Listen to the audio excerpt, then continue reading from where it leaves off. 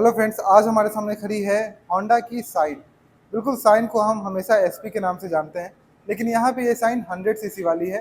Honda की तरफ से न्यू लॉन्च हुई है और इसमें बहुत सारे ऐसे फीचर्स हैं जो एक वैल्यू फॉर मनी बाइक बनाती है, क्योंकि इसका एक्स शोरूम प्राइस सिर्फ 62,900 रुपये, लगभग 63,000 रुपये एक शोरूम आता है।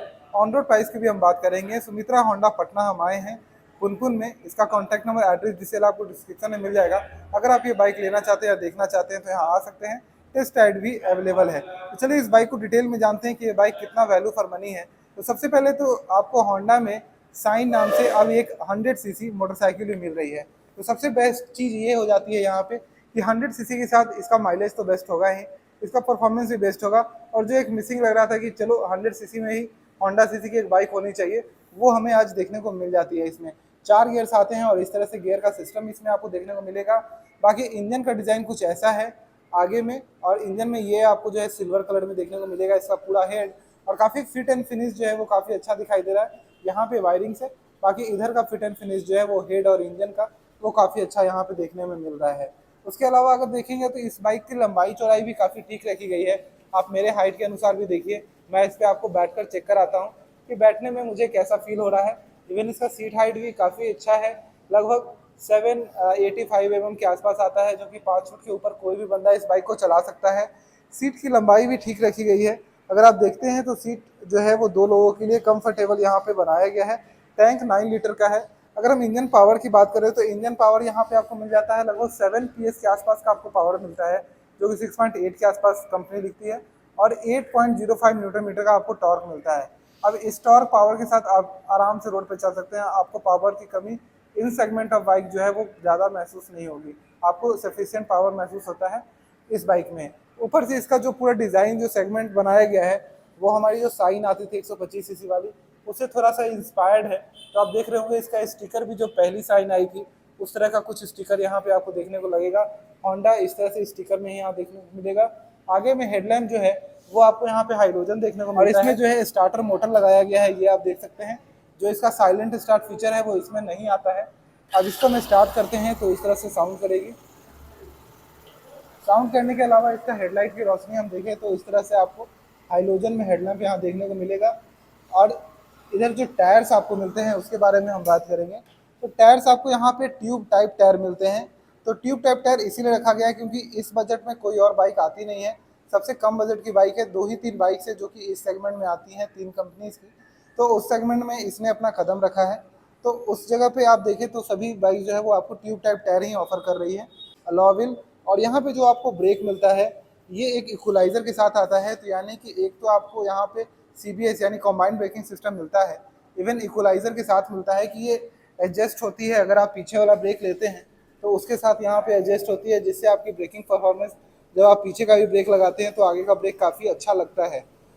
किक मिल जाता है आपको यहाँ पे इंजन में। और किक के साथ अगर इधर देखें तो ESP मिलता है, इनहेंस स्मार्ट पावर।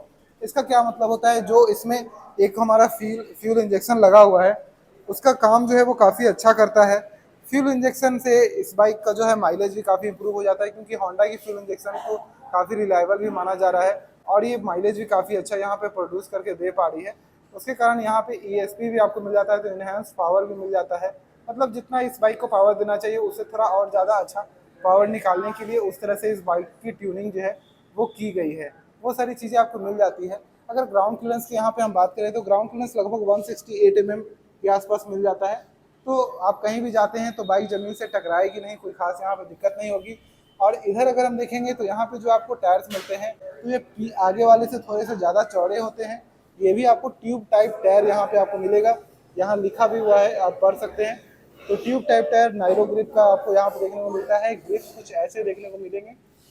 और लेडीज फुट रेस्ट, चैन कवर जो है अच्छे से कवर यहाँ पे किया गया है। यहाँ पे एक फुट रेस्ट जो नॉर्मल फुट रेस्ट होता है, यहाँ पे नॉन एडजस्टेबल जो है वो पीछे के सॉकर यहाँ पे देखने को मिलते हैं। ये एक ही शेप में एडजस्टेबल है।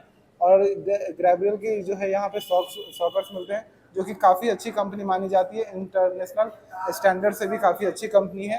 Side stand cut off switch यहाँ पे आपको देखने को मिल जाता है, साइड स्टैंड। बाकी अगर हम देखें तो पीछे टेल लाइट का डिज़ाइन ऐसा दिया गया है। साइलेंसर यहाँ पे एक सिंगल गोल इस तरह से आपको देखने को मिलेगा। इसमें डबल ट्रिपल कुछ यहाँ पे लगाया नहीं गया है कि अलग यहाँ पे एक लोहे से कस दिया जाए ताकि बहुत डिजाइनर हो जाए। बस इस पे एक कवर यहाँ पे लगा दिया गया है, जो कवर जो है काफ़ी अच्छी मुझे लग रही है।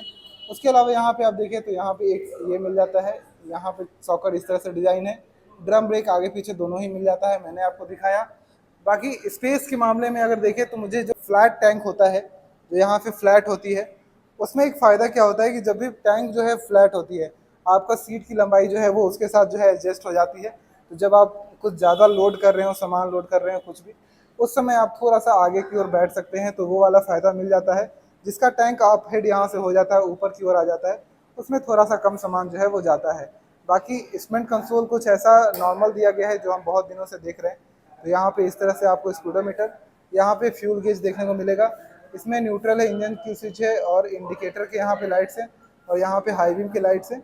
बाकी और कुछ खास लाइट यहाँ पे दी नहीं गई। यहाँ पे एक चेक लाइट दे दिया गया है इंजन, तो उसमें अगर कुछ दिक्कत होगी तो आपको पता चल जाएगा। हाई बीम, लो बीम, पास स्विच यहाँ पे नहीं है। एक्चुअली ये सेगमेंट ही इतना सस्ता है कि इसमें जितना भी चीज़ आपको देखने को मिल रहा है वो काफ़ी कम प्राइस में मिल रहा है। क्योंकि अगर आप नॉर्मल कोई भी 100 सीसी बाइक लेते हैं जिसमें थोड़ी सी फीचर्स ऐड हो जाती हैं, लाइक अगर आप उसमें सिर्फ ट्यूबलेस टायर भी अगर आप खोजने जाइएगा तो आपकी दाम जो है वो काफ़ी ज़्यादा आगे चली जाती है, लगभग 90-95 हज़ार के आसपास एक मोटरसाइकिल में। लेकिन ये मोटरसाइकिल काफ़ी कम दाम में आती है, जो कि अब इसका ऑन रोड प्राइस मैं आपको बताने वाला हूँ। लेकिन उससे पहले आप देखेंगे तो यहाँ पे E20 भी लिखा हुआ है। इसका मतलब है BS6 स्टेज 2 में ट्यून्ड है ये बाइक, और ये बाइक बाय डिफ़ॉल्ट स्टेज 2 के लिए बन के होंडा की तरफ से लॉन्च हुई है। मतलब ये E20 अपडेट में नहीं आई है बाइक, ये बाइक बाय बर्थ जो है वो E20 के साथ यहाँ पे लॉन्च हुई है। तो वो चीज़ आपको मिल जाती है।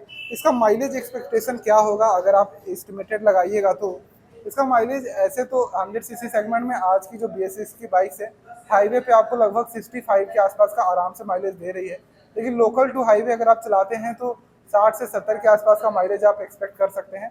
60 से 65 जो है वो नॉर्मल जो है सिटी राइड टाइप का हाईवे, मतलब प्योर हाईवे नहीं आप टच करते हैं, तब आपको मिल जाएगा। अगर आप स्पीडोमीटर को क्लॉक करते हैं 50 के स्पीड के ऊपर तो आपका माइलेज यहाँ पे कम होता है, जो कि आप इकोनॉमी यहाँ पे देख रहे हैं लिखा हुआ है।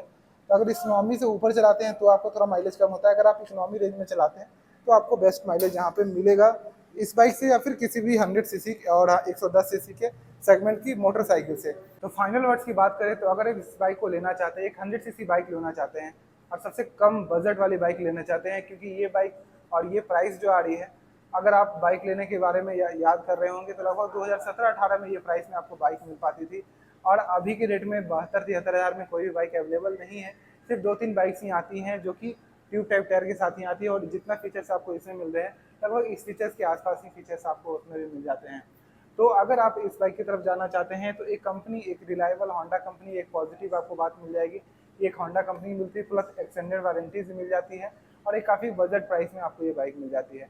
तो ये सारे पॉजिटिव पॉइंट के साथ, और उसके साथ साथ इन सेगमेंट में आपको एक काफ़ी लंबी बाइक भी यहाँ पे देखने को मिलती है। तो ये सारे पॉजिटिव पॉइंट से अगर आप बाइक लेना चाहते हैं तो, और ये सारे पॉजिटिव पॉइंट के साथ आप इस बाइक की तरफ मूव कर सकते हैं। तो होपफुली आपको बहुत ज़्यादा समझ में आया होगा कि अगर आपको बाइक लेनी है तो आपको क्या क्या चीज़ें जो है ध्यान में रखनी है। होपफुली मैं आपकी हेल्प कर पाया हूँ आपकी बाइक सिलेक्शन में। Bye bye.